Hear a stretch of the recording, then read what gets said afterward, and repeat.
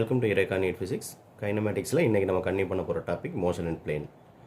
Motion and பிளேனை பொறுத்தவரையில் புக்கில் உள்ள எல்லா டாப்பிக்கையும் நீங்கள் நல்லா ரிவைஸ் பண்ணிக்கோங்க. கொஞ்சம் ஞாபகம் இல்லாதவங்க முக்கியமான ரிசல்ட்டு ஃபார்முலாஸ் எல்லாத்தையும் ரெஃபர் பண்ணிக்கோங்க, இல்லை புக்கை பக்கத்தில் எடுத்து வச்சுக்கோங்க.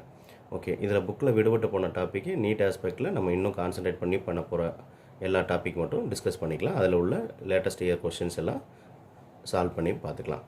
ஓகே, மோஷன் அண்ட் பிளேனை பொறுத்தவரையில் ரிப்பீட்டடாக கொஷின் கேட்கக்கூடிய ரெண்டு டாபிக், ஒன்று வந்து வெக்டார்ஸோட பேசிக் ஆப்ரேஷன்ஸ், இன்னொன்று வந்து ரிலேட்டிவ் வெலாசிட்டி. வெக்டார்ஸோட பேசிக் ஆப்ரேஷன் பொறுத்தளவில் மேத்ஸில் நீங்கள் வெக்டார்ஸில் என்னெல்லாம் படிச்சிருப்பீங்களோ எல்லாத்தையும் கொஞ்சம் ரிவைஸ் பண்ணிக்க வேண்டியது அவசியம். ஓகே, ஒரு வெக்டார்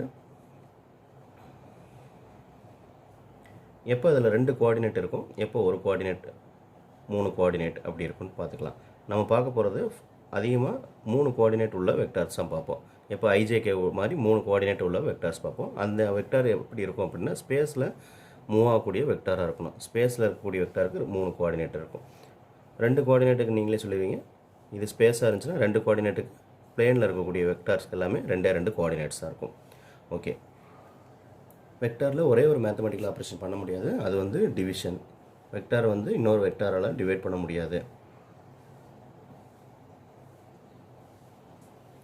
இப்போ யூனிட் வெக்டார்லாம் பார்த்துருப்பீங்க. யூனிட் வெக்டார் எப்படி, ஒரு வெக்டார் வந்து அந்த வெக்டாரோட மேக்னிடியூடால் டிவைட் பண்ணுவோமே தவிர வெக்டாரால் டிவைட் பண்ண மாட்டோம், மேக்னிடியூடால் டிவைட் பண்ணுவோம். ஒரு ஏ வெக்டார் வந்து அதோட மேக்னிடியூடால் டிவைட் பண்ணால் அது வந்து யூனிட் வெக்டாராக கன்வெர்ட் ஆகும். இந்த டிவிஷன் மேக்னிடியூடால், ஆனால் எக்ஸாக்டாக ஒரு வெக்டாரை இன்னொரு வெக்டாரால் டிவைட் பண்ண முடியாது. இந்த மேத்தமெட்டிக்கல் ஆப்ரேஷன் மட்டும் பண்ண முடியாது. ஓகே, வெக்டாரில் இருந்தால் லேட்டஸ்ட் இயர் 2019 ப்ராப்ளம்ஸ் இருந்துச்சு, 2018 ப்ராப்ளம்ஸ் இருந்துச்சு. 2019 என்ன கேட்டிருக்காங்கன்னு பார்த்துலாம். இது 2019 உள்ள problem. Particle moving with velocity v acted by 3 forces. ஒரு வெலாசிட்டியில் இயங்கக்கூடிய ஒரு பார்ட்டிகல் இருக்குன்னு வச்சுக்கோம். சரி, நம்ம ஏதாவது ஒரு ஆப்ஜெக்ட்டு, இந்த ஆப்ஜெக்டோட மூவிங் ஸ்பீடு வந்து v வெலாசிட்டி ஒரு பர்டிகுலர் டைரக்ஷனில் இருக்குது. இந்த ஆப்ஜெக்ட் மேலே ஒரு PRQ 3 ஃபோர்ஸ் ஆக்ட் பண்ணுது. ஐ கெஸ் P இந்த டைரெக்ஷனில், Q இந்த டைரெக்ஷனில், R இந்த டைரெக்ஷனில் ஆக்ட் பண்ணுன்னு வச்சுக்கலாம். எப்பயுமே ஒரு ஃபோர்ஸ் ஒரு ஆப்ஜெக்ட் மேலே ஆக்ட் பண்ணால் என்ன ஆகும், ஆக்சுவலாக ஒரு சிங்கிள் ஃபோர்ஸ் இருக்குது, எக்ஸிஸ்டிங் ஃபோர்ஸ் இருக்குது அப்படின்னா அந்த ஃபோர்ஸ் வந்து அந்த ஆப்ஜெக்டில் ஒரு ஆசலேஷனை க்ரியேட் பண்ணும். அந்த ஆசலேஷன் என்னென்ன செய்யலாம், அதோட ஸ்பீடை இன்க்ரீஸ் பண்ணலாம், ஆர் டிக்ரீஸ் பண்ணலாம், இல்லை டைரெக்ஷனை சேஞ்ச் பண்ணலாம். ஓகேவா, இது இந்த வீடியோக்கு முன்னாடி நம்ம மோஷன் ஸ்ட்ரைட் லைன் கொடுத்துருக்கோம், அதில் ஆசலேஷன் என்னென்ன வேலையெல்லாம் செய்யுங்கிற கொடுத்துருக்கோம். அந்த வீடியோவை பார்த்துக்கோங்க. ஓகே, இப்போ இந்த 3 ஃபோர்ஸஸ் PQR ஃபோர்ஸஸ் வந்து ஒரு பர்டிகுலர் ஆப்ஜெக்ட் மேலே v வெலாசிட்டியில் மூவ் ஆகக்கூடிய ஆப்ஜெக்ட் மேலே ஆக்ட் பண்ணிச்சுன்னா அவங்க கொடுத்துருக்கக்கூடிய டயக்ராம் வச்சுக்கிட்டு வெலாசிட்டி எப்படி சேஞ்ச் ஆகும், இன்க்ரீஸ் ஆகுமா, டிக்ரீஸ் ஆகுமா, இல்லை கான்ஸ்டண்ட்டாக இருக்குமா அப்படிங்கிறத சொல்லணும். ஓகே, இதில் இந்த 3 பாருங்கள். இந்த டைரெக்ஷனில் ஒரு ஃபோர்ஸு, இந்த டைரெக்ஷனில் ஒரு ஃபோர்ஸு, இதை க்ளோஸ் பண்ணுற மாதிரி ஒரு ஃபோர்ஸ், இது P ஃபோர்ஸ், இது R அண்ட் இது Q. இப்போ இந்த ட்ரையாங்கிளாக வச்சு சொன்னோம்னாலே 2 வெக்டார்ஸ் இருக்குது அப்படின்னா அந்த 2 வெக்டார்ஸோட ரிசல்டன்ட் எதுவாக இருக்கும், அந்த 2 வெக்டாரோட க்ளோசிங் சைடாக இருக்கும். அப்போ இந்த P அண்ட் Q வந்து 2 ஃபோர்ஸாக இருந்தால் அதோட ரிசல்டன்ட் தான் என்னவாக இருக்கும், Qவாக இருக்கும். ஸோ இஃப் எக்ஸாம்பிள் நம்ம எப்படி சொல்லலாம், ஒரு ஆப்ஜெக்ட்டு இந்த 2 பக்கம் ஒரு 1 நியூட்டன் ஃபோர்ஸ் ஆக்ட் பண்ணுதுன்னு வச்சுக்கோங்க. இந்த 2 1 நியூட்டனையும் பேலன்ஸ் பண்ணுறது தான் அதோட ரிசல்டன்ட்டு. அந்த பேலன்சிங் ஃபோர்ஸ் வந்து ஆப்போசிட் டைரக்ஷனில் ஆக்ட் பண்ணணும், விச் மீன்ஸ் இங்கே 2 நியூட்டனுங்கிற ஃபோர்ஸ் ஆக்ட் பண்ணும். ஓகேவா, அப்போ இந்த 2 ஃபோர்ஸுக்கும் ரிசல்டன்ட் ஃபோர்ஸ் தான் இது.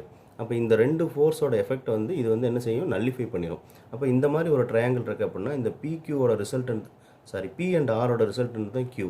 அப்போ இது வந்து ஒரு ரிசல்டன்ட் நல்லிஃபை ஆன ரிசல்டன்ட்னால இந்த 2 ஃபோர்ஸும் நல்லிஃபை ஆயிரும். அப்போ இதோட எஃபெக்டிவ் ஃபோர்ஸ், நெட் ஃபோர்ஸ் என்னவாக இருக்கும், F நெட்டுங்கிறது வந்து 0வாக இருக்கும். ஓகேங்களா, புரியுதா? P ஒரு வெக்டாரு, R ஒரு வெக்டாரு, இந்த 2ஓட ரிசல்டன்ட் தான் Q. இந்த மாதிரி ஃபோர்ஸ் ஆக்ட் பண்ணுது அப்படின்னா இந்த 2ஓட எஃபெக்டை வந்து Q வந்து நல்லிஃபை பண்ணிடுது. அப்போ இங்கே நெட் ஃபோர்ஸுங்கிறது எதுவுமே இல்லை. அப்போ நெட் ஃபோர்ஸ் இல்லைன்னா என்ன அர்த்தம், ஃபோர்ஸே இல்லை அப்படின்னா ஃபோர்ஸ் F = என்ன எழுதலாம், MAன்னு எழுதலாம். மாஸ் இன்ட்டு ஆசலேஷனும் 0வாக இருக்கும். மாஸ் எப்பயுமே 0வாக இருக்க முடியாது. ஸோ இந்த ஆசலேஷனுக்கு என்ன இருக்குது, dv/dt change in velocity with respect to time 0. So dv/dt 0வாக இருந்துச்சுன்னா change in velocity with respect to time, வெலாசிட்டியில் எந்த சேஞ்சுமே இல்லை. ஸோ வெலாசிட்டி கான்ஸ்டண்ட்டாக இருக்குன்னு அர்த்தம். ஆப்ஷன் 3 அதான் ஆன்சர். 2018 கேட்டக்கூடிய இந்த ப்ராப்ளத்தை பாருங்கள். மொமெண்ட் ஆஃப் ஃபோர்ஸு கேட்டிருக்காங்க. ஒரு ஃபோர்ஸு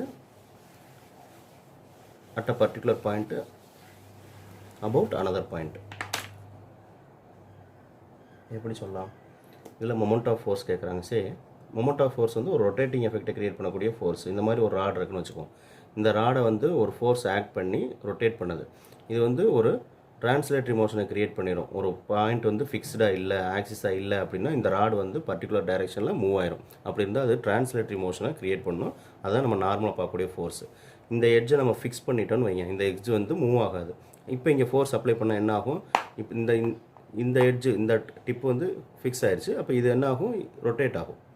ஓகேவா? அப்போ பர்டிகுலர் பாயிண்ட் வந்து ஃபிக்ஸ் ஆயிடுச்சு அப்படின்னா அதுதான் ஆக்சிஸு, ஃபிக்ஸட் பாயிண்ட்டு. அப்போ நம்ம சப்ளை பண்ணக்கூடிய ஃபோர்ஸ் வந்து இது மேலே ஒரு ரொட்டேட்டிங் எஃபெக்ட் வந்து க்ரியேட் பண்ணும். அதுதான் டார்க்கு, மொமெண்ட் ஆஃப் ஃபோர்ஸ். இந்த மொமெண்ட் ஆஃப் ஃபோர்ஸுக்கான ஃபார்முலா என்ன படிச்சிருப்பீங்க? Tau is equal to r cross f. Tau is equal to r cross எஃப்னு படிச்சிருப்பீங்க. இப்போ இதுதான் கேட்குறாங்க. ஃபோர்ஸ் வேல்யூ கொடுத்துருக்காங்க. இதுக்கு ஒரு வெக்டார் கொடுத்துட்டாங்க. அட் அ பர்டிகுலர் பாயிண்ட்டு, அட்டுன்னு கொடுக்குற பாயிண்ட் வந்து இந்த பாயிண்ட் தான். இந்த பாயிண்ட்டில் ஃபோர்ஸ் ஆக்ட் பண்ணால் அதில் மொமெண்ட் ஆஃப் ஃபோர்ஸ் என்ன இருக்குது, டார்க் என்ன இருக்குது அப்படின்னு கேட்குறாங்க. அட் அ பாயிண்ட்டுங்கிறது இந்த பாயிண்ட்டு 2,0, -3. அபவுட் த பாயிண்ட்டுங்கிறது fixed point. About this point இது ரொட்டேட் ஆகுது. அபவுட் திஸ் பாயிண்ட்டுங்கிறது இந்த ஃபிக்ஸட் பாயிண்ட்டு ஆர் ஆக்சிஸ்ன்னு சொல்லுவோம். இதுதான் ஆர்ஜின் மாதிரி. இதில் 2, -2, சரியா? சரி, இப்போ நம்ம டைரெக்டாக இந்த ஃபார்முலாவில் tau is equal to r cross எஃப்பில் டைரெக்டாக எஃப் இருக்குது, ஆர் மட்டும் கால்குலேட் பண்ணணும். ஆருக்கு வந்து பொசிஷன் வெக்டார், ஆருங்கிறது பொசிஷன் வெக்டார். ஆனால் ஃபோர்ஸ் வந்து இங்கே ஆக்ட் பண்ணுது அபவுட் த ஆரிஜின். ஸோ இந்த பொசிஷனை முதல் கால்குலேட் பண்ணணும். இந்த கேப் தான் என்னது? இந்த இடத்துல டிஸ்டன்ஸு, பெர்பெண்டிகுலர் டிஸ்டன்ஸ்னு சொல்லுவோம், இல்லை பொசிஷன் வெக்டார் ஆர்னு சொல்லுவோம். ஸோ ஆர் எப்படி கால்குலேட் பண்ணலாம்? ஆர் வந்து final position minus initial position. Final பொசிஷனை திரும்பவும் நம்ம கார்ட்டீசியன் கோஆர்டினேட்ஸில் தான் எழுதணும். ஐஜேகே யூனிட் வெக்டர்ஸ் மூலமா அதை எழுதிக்கலாம். ஃபைனல் பொசிஷன் வந்து 2y plus 0j minus 3k. இது final position. Minus initial position என்னது? ஃபைனல் பொசிஷன் வந்து மைனஸ் இனிஷியல் பொசிஷனை கழிச்சோம்னா நமக்கு டிஸ்டன்ஸ் என்ன பொசிஷன் என்னங்கிறது கிடைச்சோம். சரி, ஒரு ஸ்கேலில் 0லேருந்து 8 வரையும் பாயிண்ட் இருக்குது. இது வந்து 3 அப்படின்னு வச்சுக்கோங்க. இந்த கேப் என்ன பண்ணுவீங்க? 5ன்னு டைரெக்டாக சொல்லிடுவீங்க. 3 யூனிட்ஸ், இது 8 யூனிட்ஸ். நமக்கு இந்த கேப் தான் வேணும் அப்படின்னா 5ன்னு சொல்லுவீங்க. இது எப்படி சொல்கிறீங்க? 8 - 3 பண்ணி 5ன்னு சொல்கிறீங்க இல்லையா? அப்போ இந்த பாயிண்ட்டு மைனஸ் இனிஷியல் பாயிண்ட்டு அப்படி சொல்லுவீங்க. இப்போ இந்த பாயிண்ட்டு மைனஸ் இனிஷியல் பாயிண்ட் பண்ணுறோம். 2y plus 0j minus 3k minus இது 2y initial position minus 2j minus 2k. இது என்ன வரும்? 2y minus 2y வந்து 0i, 0j minus of minus plus 2j, 3k minus 3k இங்கே வந்து இது plus 2k ஆயிடுது. So minus k. இதுதான் ஆறுங்கிற பொசிஷன் வெக்டார். ஓகே, எஃப்ங்கிற வெக்டார் என்ன கொடுத்துருக்காங்க ப்ராப்ளமில்? 4i plus 5j minus 6k இருக்குது. ஓகேவா? ஓகே, இப்போ நம்ம என்ன போகிறோம்? Torque is equal to r cross F. First r வந்து 0i plus 2j minus k cross 4i plus 5j minus 6k. So cross product இது பண்ணால் ப்ராப்ளம் சால்வ் பண்ணிடலாம். கிராஸ் ப்ராடக்ட் பண்ணிடலாம். இந்த ரெண்டு வெக்டார் வச்சுக்கிறேன்.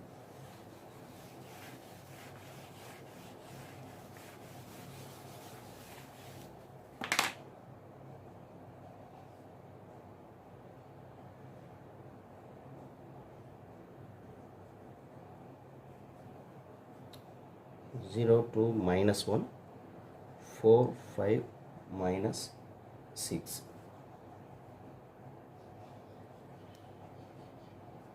இந்த வெக்டாரில் உள்ள எல்லா ஆப்ரேஷன்ஸும் மேத்ஸில் படித்ததெல்லாம் ரீகால் பண்ணிக்கோங்க. So I into row column விட்டுட்டோம்னா -12 + 5 வருமா? -j இன்ட்டு 0 + 4 வரும் plus k into 0 minus 4 2 sorry 8 வரும். So minus 7i minus 4j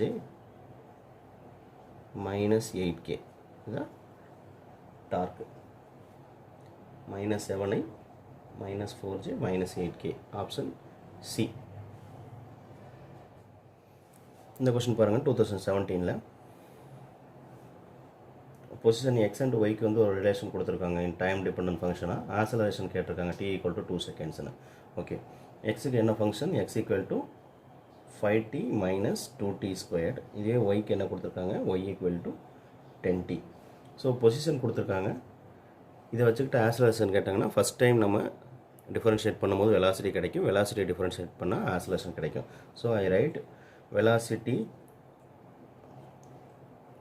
for இந்த கோஆர்டினேட்டுக்கு எக்ஸ் கோஆர்டினேட்டுக்கு வெலாசிட்டி என்ன வரும் dx/dt. ஒரு டைம் டிஃபரன்ஷியேட் பண்ணிங்கன்னா 5tயில் வந்து 5 மைனஸ் 2t², 2 × 2 4t வரும். இதே ஒயில் பண்ணோம்னா வெலாசிட்டி கிடைக்கும். எப்போ dy/dt பண்ணும்போது 10t வந்து 10 ஆயிரும். ஓகே, நமக்கு ஆசலேஷன் வேணும். ஸோ ஆசலேஷன் ஃபார் இந்த எக்ஸ் கோஆர்டினேட்டுக்கு dvx/dt பண்ணணுமா, இன்னொரு டைம் டிஃபரன்ஷியேட் பண்ணுறோம். ஸோ 5 வந்து 0 ஆயிரும், மைனஸ் 4t என்னவாகும் 4 ஆகும். நெட்டாக இது மைனஸ் 4 மட்டும். இங்கே வந்து ஆசலேஷன் இன் y axis. So dvy/dt already ஒரு கான்ஸ்டன்ட் தான் இருக்குது. ஸோ கான்ஸ்டன்ட் டிஃபரன்ஷியேட் பண்ணும்போது 0 ஆயிரும். அப்போ x ஆக்சில் மட்டும்தான் ஆசலேஷன் இருக்குது, y ஆக்சில் ஆசலேஷனே இல்லை, 0 ஆயிடுச்சு. ஸோ நெட் ஆசலேஷன் என்னது a = axi + ayjன்னு போட்டோம்னாலும் இது என்ன வரும் -4 m/s². இதான் ஆப்ஷன். ஃபார் டைம் = 2 செகண்ட்ஸ் கொடுத்தாங்க, t ஃபங்க்ஷன் இல்லை லாஸ்ட் லைனில். ஒருவேளை இது 4t² அந்த மாதிரி இருந்துச்சு அப்படின்னா அட் டைம் = 2 செகண்டுங்கிற அந்த 2 செகண்டை சப்ஸ்டியூட் பண்ணி வரக்கூடிய ஆசலேஷனை எழுதணும். ஒரு ஈஸியான ப்ராப்ளம் தான் 2017. ஓகே, 2016 கேட்ட இந்த ப்ராப்ளம் பாருங்கள். பியூராக ஒரு மேத்தமெட்டிக்கல் வெக்டார்ஸ் ஃபார்முலாஸ்லாம் வச்சு பண்ணுற மாதிரி இருக்குது. magnitude of sum of two vectors is equal to magnitude of difference of two vectors. The angle between those vectors என்னன்னு கேட்குறாங்க. Okay, 2016 magnitude of sum of two vectors equal to magnitude of difference of two vectors ன்னு கொடுத்துட்டாங்க. So இதான் நம்ம கொடுத்துருக்கூடிய condition. இந்த condition இருந்துச்சுன்னா ரெண்டு வெக்டாருக்கு உள்ள ஆங்கிள் என்னன்னு கேட்குறாங்க. That is between a and b கேட்குறாங்க. ஸோ ரெண்டு சைடும் LHS RHS ஸ்கொயர் பண்ணுங்கள். ஏதாவது ஒரு மேத்தமெட்டிக்கல் ஆப்ரேஷன் உங்களுக்கு எதை வச்சு பண்ண முடியுதோ அதை வச்சு நீங்கள் ட்ரை பண்ணலாம். பேசிக்காக இதெல்லாம் ரிசல்ட் மாதிரி ஞாபகம் வச்சுக்கிறது நல்லது. இந்த கண்டிஷன்லேருந்து இதுக்கு என்ன ரிசல்ட் வரும், ஆங்கிள் என்ன வருங்கிறது இந்த ப்ராப்ளமோட ரிசல்ட்டை ஞாபகம் வச்சுட்டிங்கன்னா கொஞ்சம் டைம் வேஸ்ட் ஆகாமல் டக்குன்னு பண்ணலாம். இது a+b² ஃபார்முலா பண்ணலாம். So a² a.a that is plus 2ab 2 × a.b plus b² என்ன ஆகும் b.b which is equal to a² a.a minus 2ab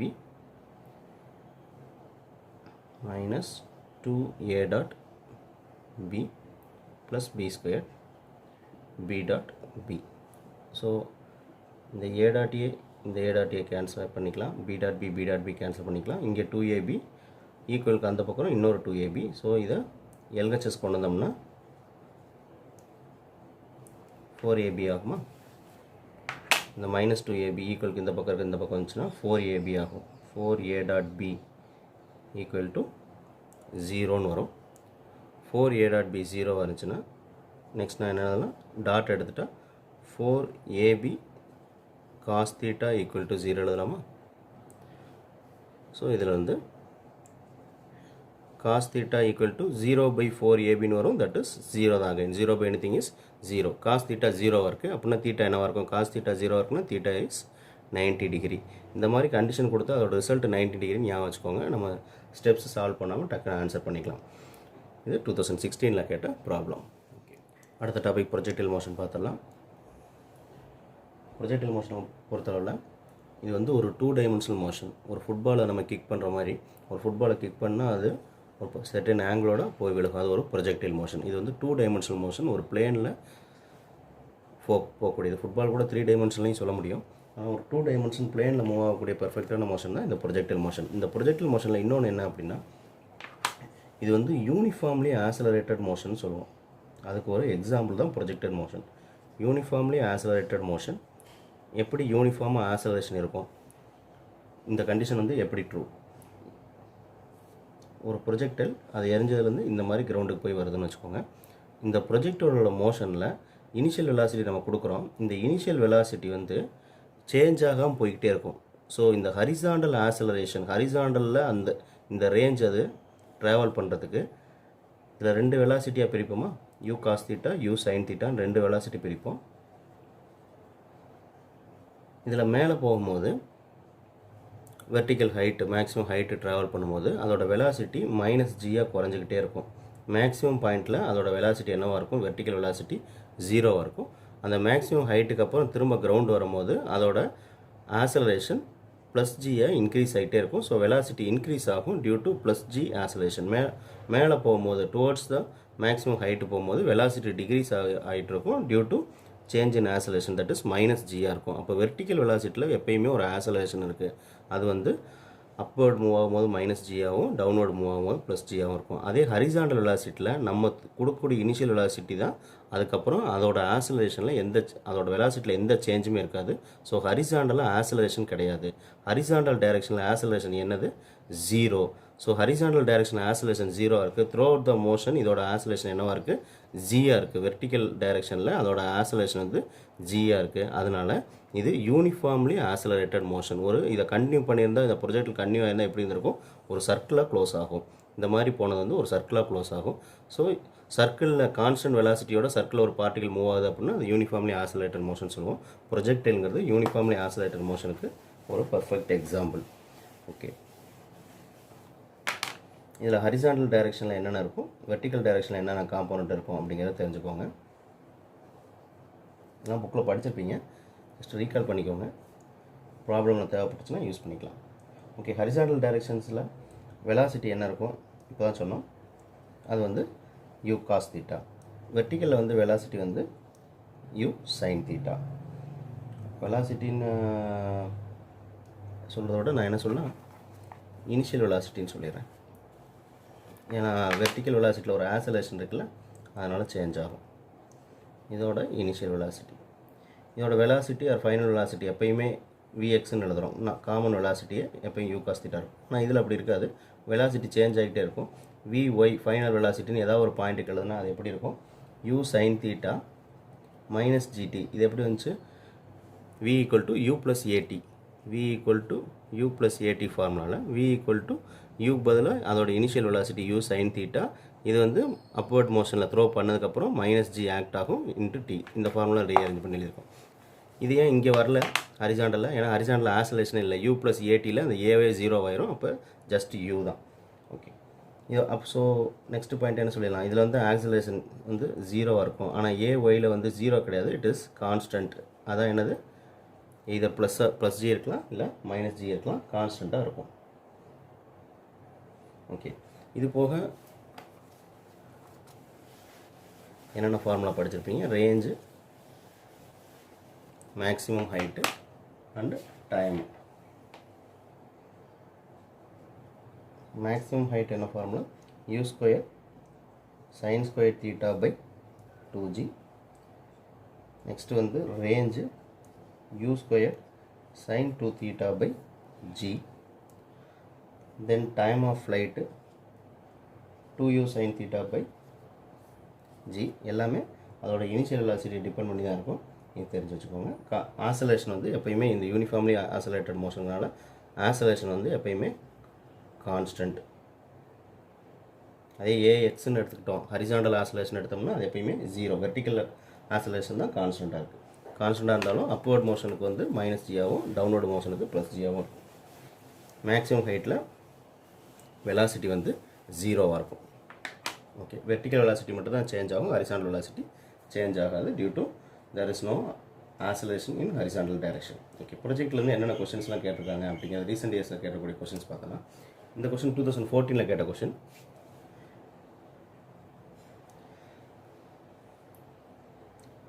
surface of எர்த்துலேருந்து initial velocity 5 metre per second கொடுத்து ஒரு ப்ரொஜெக்டில் த்ரோ பண்ணுறாங்க. இன்னொன்று சம் அதர் பிளானட்டில் initial velocity 3 metre per second. Okay,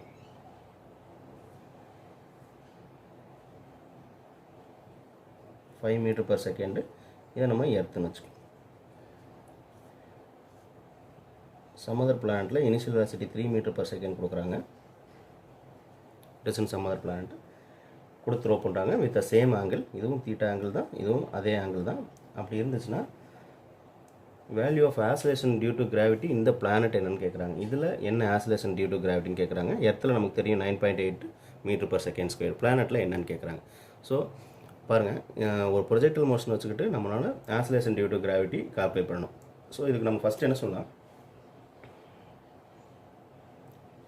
இந்த projectile மோஷனுக்கும் ஆசிலேஷன் டியூ டு கிராவிட்டிக்கும் என்ன ரிலேஷன் அப்படிங்கிறத ஃபஸ்ட்டு பார்க்கலாம். ரேஞ்சோட ஃபார்முலாவில் நமக்கு என்ன தெரியும், r = u² sin 2θ by gன்னு தெரியும். ஓகேவா, இதில் வந்து g ரிலேஷன் இருக்கிறதுனால நான் இதை ரீஅரேஞ்ச் பண்ணுறேன். g = u² sin 2θ by r எழுதலாமா? இதிலேருந்து நான் என்ன ரிசல்ட் சொல்லலாம், g வந்து டைரக்ட்லி ப்ரொபோஷனல் டு u² சொல்ல முடியுமா? ஏதாவது ஒரு ரிலேஷனை நம்ம கிரியேட் பண்ணிக்கலாம். g வந்து டைரக்ட்லி ப்ரொபோஷனல் டு u² இருக்குது. ஸோ இதை வச்சு நம்ம பண்ணிடலாம். ஏன்னா இதில் தீட்டா வந்து சேமாக இருக்கனால ரெண்டுமே ரேஞ்ச் வந்து தீட்டாவை பொறுத்து தான் இருக்குது. அப்போ u² வச்சு தான் இந்த ரேஞ்சு மாறும். இந்த ரெண்டு எர்த்துக்கும் பிளானட்டுக்கும் ரேஞ்ச் வந்து இப்போ எதை பொறுத்து மாறப்போகுது, தீட்டா வந்து காமனாக இருக்குது, g தான் கால்குலேட் பண்ண போகிறோம். அப்போ யூவை பொறுத்து தான் மாறப்போகுது. ஸோ g வந்து டைரக்ட்லி ப்ரொபோஷனல் டு u. மீதியெல்லாம் இந்த ரெண்டுலையும் நம்ம காமன்னு நினச்சிக்கலாம். ஓகே, அப்போ g வந்து டைரக்ட்லி ப்ரொபோஷனல் டு u² இருக்குது. அப்போ நான் என்ன எழுதலாம், g of earth divided by g of planet equal to u², that is u of earth whole squared, ஏன்னா g proportional to u² இருந்துச்சு, divided by u of planet whole squared. ஓகேங்களா, இதோட value எவ்வளவு, u of earth வந்து 5. So 5² 5 into 5 பண்ணிக்கிறேன். இது வந்து 3 into 3 25/9. நமக்கு என்ன வேணும், gp வேணும். So gp by ge equal to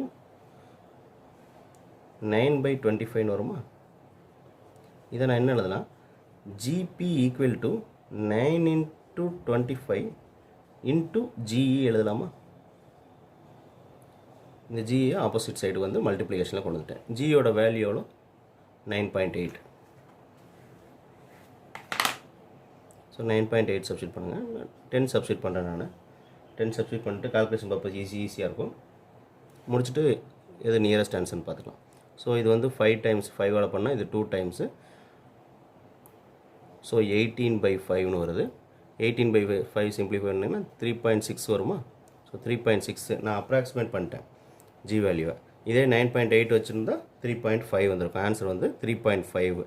பிளானட்டில் oscillation due to gravity இந்த பிளானட் வந்து 3.5 மீட்டர் per செகண்ட் ஸ்கொயர். இது வந்து அப்ராக்சிமேட் 10 பண்ணேன்.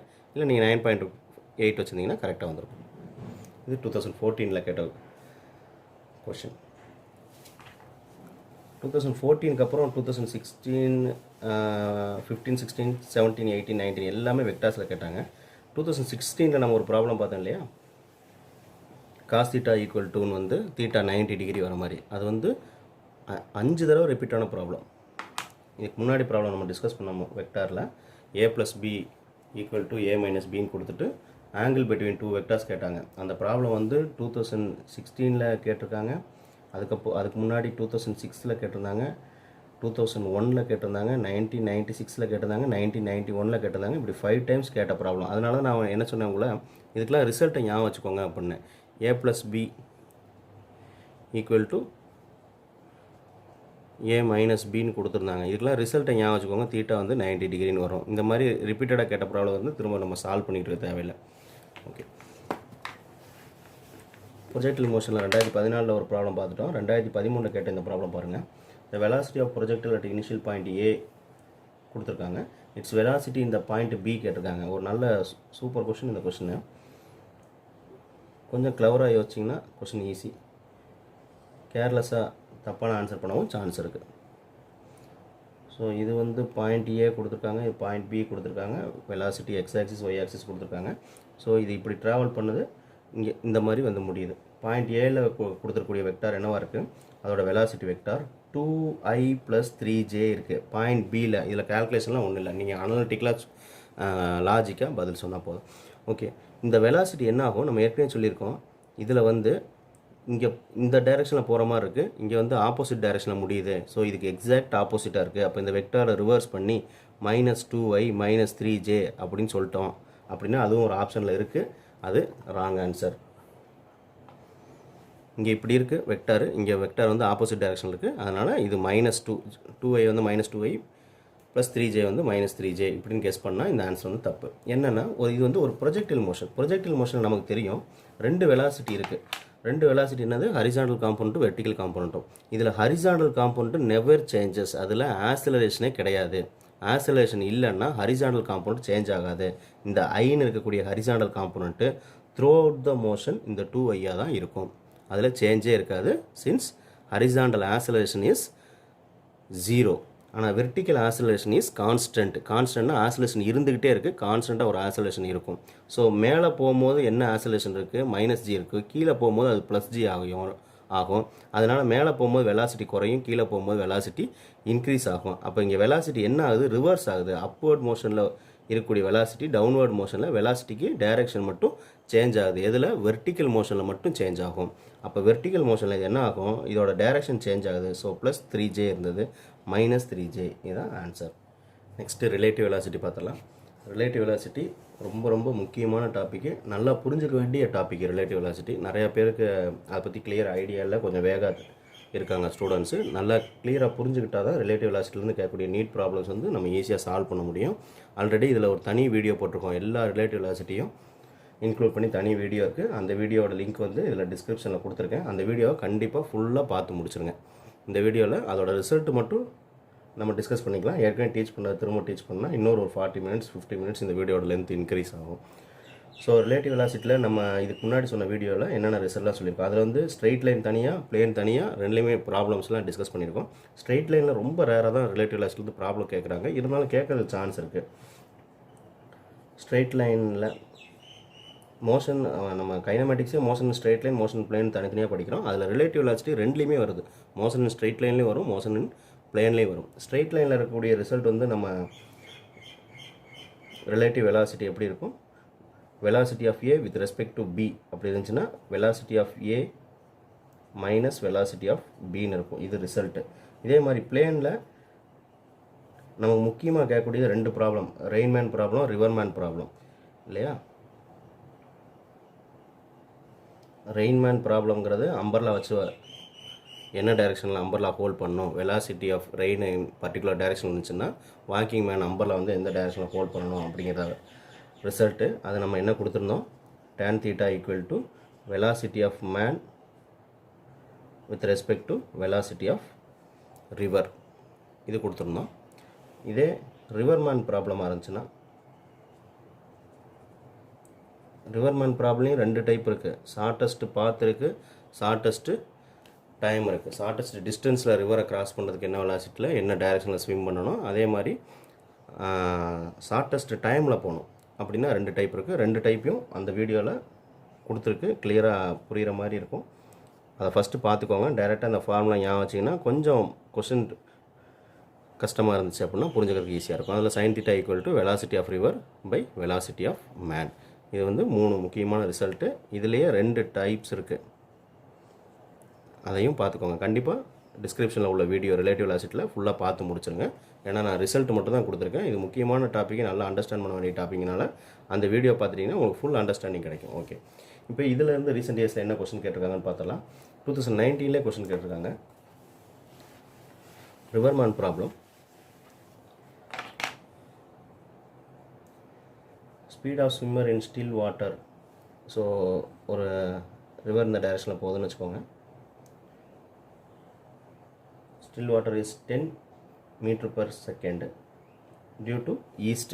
இது வந்து east directionல இருக்கு. East directionல speed of river வந்து 10. இப்போ நான் velocity of river equal to 10 meter per second. எல்லாமே vector. velocity of 10 meter per second. Okay. Speed of swimmer in still water வந்து 20 meter per second. If he is standing in the south bank, இது ஈஸ்டாக இருக்குன்னு வச்சுக்கோங்க. இது ஈஸ்ட்னா இது north, இது south. South பேங்கில் நிற்கிறாரு. And wishes to cross the river in the shortest பாத்து. ஓகே, ஷார்ட்டஸ்ட் பாத்துனா எக்ஸாக்டாக இந்த டைரெக்ஷனில் அவர் ஸ்விம் பண்ணால் இந்த பாயிண்ட்டை ரீச் பண்ணிட்டார். ஆப்போசிட் சைடில் இந்த பாயிண்ட்டை ரீச் பண்ணால் அதுதான் ஷார்ட்டஸ்ட் பாத்து. ஆனால் ரிவரோட வாட்டர் வந்து இந்த டைரெக்ஷனில் ஃப்ளோ ஆகிட்டுருக்கு. அப்போ ஃப்ளோ ஆகிட்டு இருக்கு அப்படின்னா அவர் இதே டைரெக்ஷனில் ஸ்விம் பண்ண ஸ்டார்ட் பண்ணார்னா அவர் ஸ்விம் பண்ணிக்கிட்டே போவார். ரிவர் தண்ணி இந்த பக்கம் இழுத்துக்கிட்டே போகும் அவரை. ஸோ அவரால் கொஞ்சம் கொஞ்சமாக மூவ் ஆகிட்டே போய் அவரோட டைரெக்ஷன் வந்து சேஞ்ச் ஆகி இந்த ஏரியாவில் சம் அதர் பாயிண்ட்டை தான் அவர் ரீச் பண்ணுவார் இல்லையா. இப்படி டைரெக்டாக அவர் ஸ்விம் பண்ணுறாரு அப்படின்னா வாட்டர் ஒரு ஃபோர்ஸு அவரை இன்னும் தள்ளிக்கிட்டே போயிடும். இப்போ இந்த டைரெக்ஷனில் போய் வேறு ஏதாவது பாயிண்ட்டை தான் ரீச் பண்ணுவார். அப்படி ரீச் பண்ணால் அது ஹைபாட்டனஸாக இருக்கும், கண்டிப்பாக அதிகமான தூரமாக இருக்கும். இந்த தூரம் தான் ஷார்ட்டஸ்ட் பாத்து. So he wishes to reach இது என்ன கொடுத்துருக்காங்க, ஸ்டாண்டிங் இந்த பாத்து along the shortest path, wishes to cross the river along the shortest path. shortest pathனா இதில் தான் அவர் போய் சேரணும். ஸோ அப்போ அவர் என்ன பண்ணணும், வாட்டர் இந்த பக்கம் இழுக்குது அப்படின்னா அவர் இந்த டைரெக்ஷனில் ஸ்விம் பண்ண ஸ்டார்ட் பண்ணணும்.